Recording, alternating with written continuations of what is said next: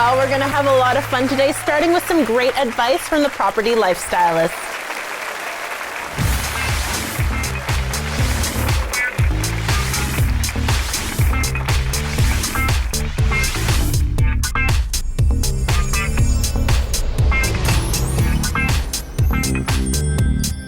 Hi Marc and Mandy, I'm here today with Karina. She's been involved with this project since day one. Karina, I understand that this place did not look like this when you got the keys. No, it didn't at all. It was actually in original condition. So we had a lot of work to do to get it ready to market. Every time we come into a project, whether it's brand new or a complete renovation or restyle, I do something that's called a property lifestyle analysis, and that has several steps.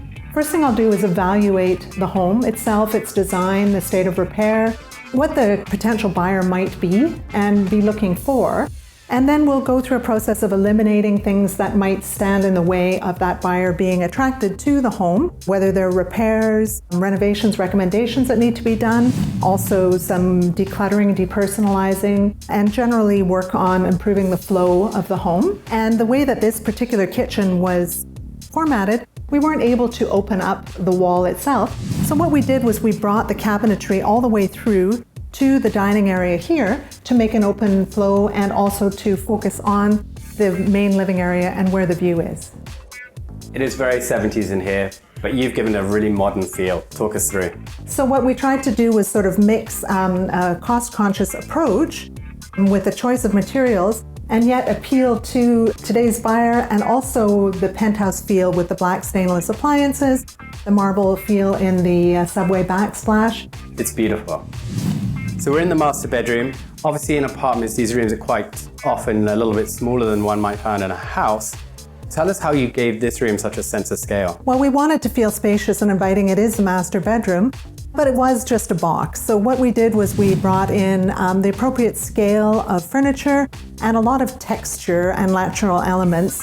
Because we are in Vancouver, because it is the Pacific Northwest and there's a brilliant view here, we were bringing those elements in to make it an inviting space and for people to realize that they could really feel like they were in a master suite.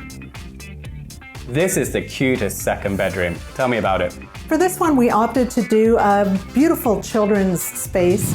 So we chose to put a beautiful little tent, a wonderful little imaginary space for adventure, and also to choose some of the decorative items here to create that emotional connection that I was speaking about earlier.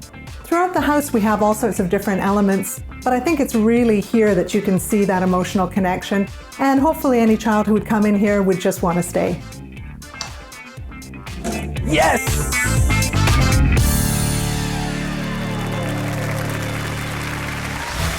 Thanks for watching The Marc and Mandy Show. Like our video by clicking below and subscribe to our YouTube channel.